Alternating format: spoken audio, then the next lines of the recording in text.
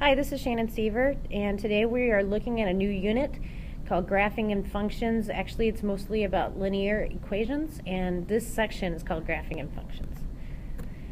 Our agenda for today is we're going to plot points in a rectangular coordinate system. We are going to graph equations in the rectangular coordinate system. We're going to use f of x notation, and we're going to graph functions. So there's quite a bit of vocabulary for today. And the first thing I want to talk about is what is exactly a rectangular coordinate system, or the Cartesian plane. Right here we have the Cartesian plane. This entire thing right here is a Cartesian plane. So that when I'm talking about a rectangular coordinating system, that is exactly what I'm talking about there. Okay, so we also need to talk about what exactly is the x-axis. Well, the x-axis is this one right here. It's the horizontal line. And I kind of like to think about this as a pirate, because usually when pirates X the spot, they put it on the ground. And in this case, the ground is horizontal. So hopefully that will help you to remember that the x-axis is always the horizontal axis. The y-axis is the vertical axis. And I think of football when I think of Y, because if you think about the goalpost in football, it looks like a Y, and you have to kick the ball up or down, in this case up, to make it go through the goalpost. We can go down also on a Y axis though. Quadrants. There are 4 quadrants in a rectangular coordinate system. This is quadrant 1, this is 2, 3, and notice I'm writing them in Roman numeral. This is typical in math that we write these quadrants in Roman numeral. An ordered pair is something that's written like if I have 2, 3. Usually the x is the first number you see and y is the second. It's in alphabetical order, so if you ever forget which one comes first, it's x. Then to plot this, I'm going to go to in the positive direction of 2 and in the positive direction of 3 in the y. So I'm going to go over 2, 1, 2, up 3, 1, 2, 3. That would be an ordered pair. And I just talked about which one is the x-coordinate and which one is the y-coordinate.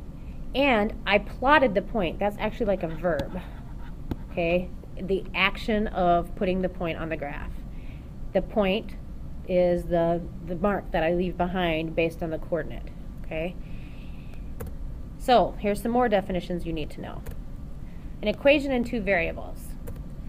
A relationship between 2 quantities that can be expressed as an algebraic equation. So an example of that is y equals 5 minus x squared. Notice that there's an x and there's a y, so there's 2 different variables in this. A solution of an equation within 2 variables. It could be an ordered pair that makes the equation a true statement. So anything that makes this equation true would be a solution. A t-chart. A t-chart is like a list of solutions that work for this equation. And it also, if you think about it, we have an x column and a y column. So you could also have another column that would be the ordered pair column where you put them together. And these would all be points on the graph that would all be a solution to this equation. So let's do an example of this. This very one that we just looked at, y equals 5 minus x squared. We're going to make a t-chart because it says select integers for x starting with -3 and ending with 3. So here's our x column, here's our y column. And we're going to start with -3, -2, -1, 0, 1, 2, and 3. And remember that y equals 5 minus x squared. So I could say 5 minus -3 squared. Well, we know that -3 squared is 9. So 5 minus 9 is a -4. Let's do this for -2. 5 minus a -2 squared. So that would be 4. 5 minus 4 is 1. 5 minus a -1 squared. 5 minus 1 is 4.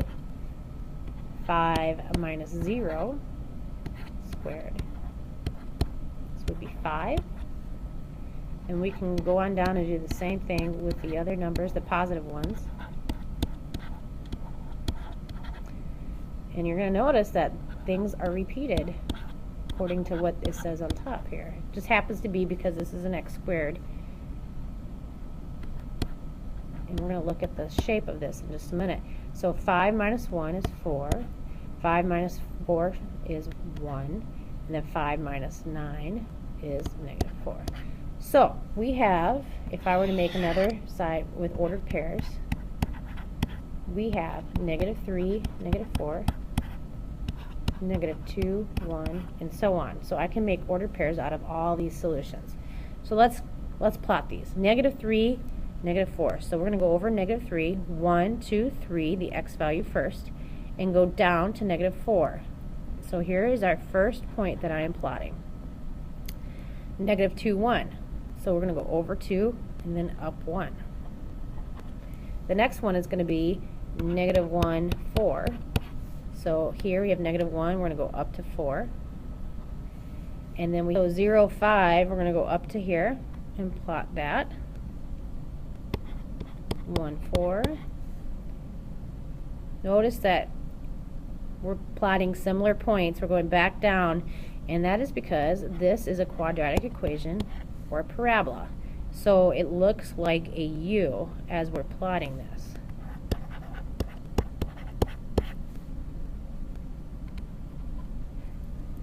So we have a reflection across the y-axis. It makes a mirror. And what we have here now is a parabola, if I can draw this decently, here. So now we have graphed our function. Now, I want you to take some time to try this on your own. Turn off, stop the video, and then come back and check to see if you get the right answer.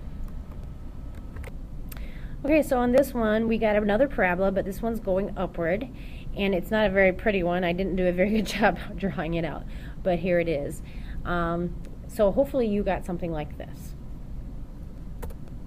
So now we come to an application example. Let's read through it together. A toll to a bridge costs $2.50. Commuters who use the bridge frequently have the option of purchasing a monthly coupon book for $1. Or, sorry, for $21. So those are things that we need to remember. With the coupon book, the toll is reduced to $1. The monthly cost, y, of the using the bridge x times can be described with the following formulas. Without the coupon book, it is y equals 250, or 2.5. So remember, we're using 250 up here. That's the same as 2.5 times the number of times you cross the bridge. With the coupon book, remember we are paying $21 to start with, and then each time we cross the bridge, it costs $1. So this is almost like saying 21 plus $1 times x. So if you want to look at it that way, you can look at it that way. Excuse me. It says let x equal 0, 2, 4, 6, 8, 10, 12, 14, 16. And make a table of values for each equation. Graph the equations on the same Cartesian plane. What are the coordinates of the intersection point of the two graphs? Interpret the coordinates in the practical terms. Okay, so we have a table here. Notice that we have y equals 2.5x and y equals 21 plus x. And the instructions were for us to use all the even numbers up to 16, and I just noticed that I forgot a 10, so I'm going to put it right there. So we're going to take 2.5 times 0, 2.5 times 2, and so on, and figure out the amounts for each row. So I'm going to do that in just a moment here. So I'm going to pause the video and then calculate that out and restart it. Okay, so notice that I have 0, 5, 10, 15, 20, 25, 30, 35, and 40 here for this column. Now let's do the same for this column. 21 plus 0, 21 plus 2, 21 plus 4, and so on.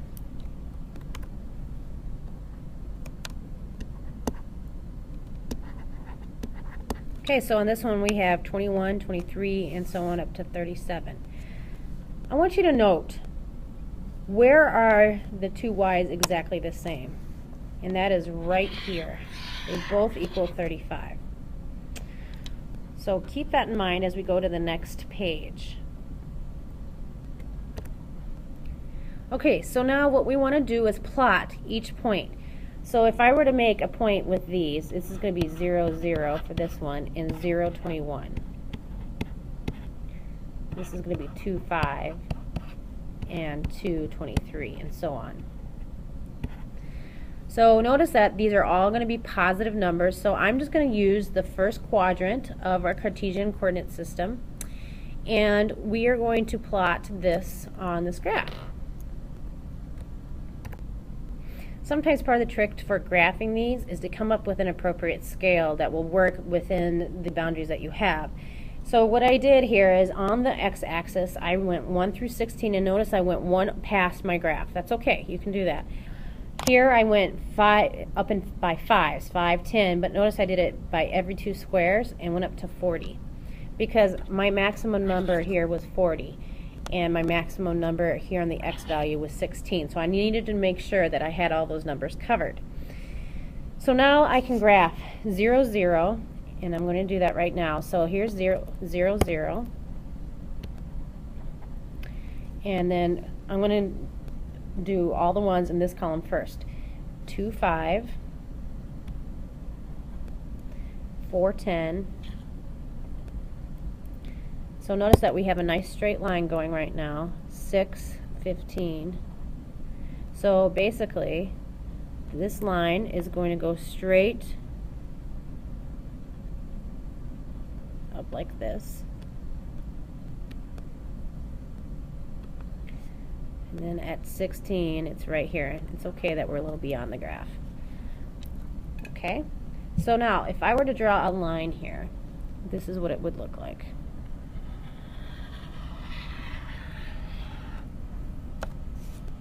Alright, now let's do the same thing for the other line. I want to get a different color pen though, so that we can show the difference between, I'm going to use green this time. We have 0, 21 for this one, so starting at 0 we are at 21, and that's a little bit more like right in here. We have 2, 23, so we're going to go right about in the middle here. And 4, 25, 6, 27, 8, 29,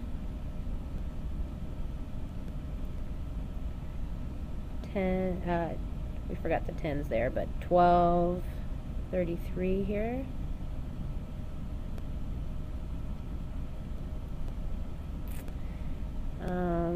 1435 and 1637. So notice that we have a line that does this and it goes through 35. This is the point in which both plans are the same. So what we want to talk about now is interpreting which one is better. Is it better to get the toll booth, the coupon book? When is it better to get the coupon book, and when is it better to not get the coupon book? So on this one, it looks like the point that it's better to get the coupon book is 14 rides. What this is telling us is that if I'm planning to make 14 trips across the bridge or more in a month, then it is better to get the coupon book. If I'm planning on only going over across the bridge less than 14 times in the month, then it is not better to get the coupon book, and it's better just to pay $2.50 each time I go over the bridge. So we need to remember that not only is this the point where they're the same, but what does that exactly mean? And be able to interpret our solution accordingly.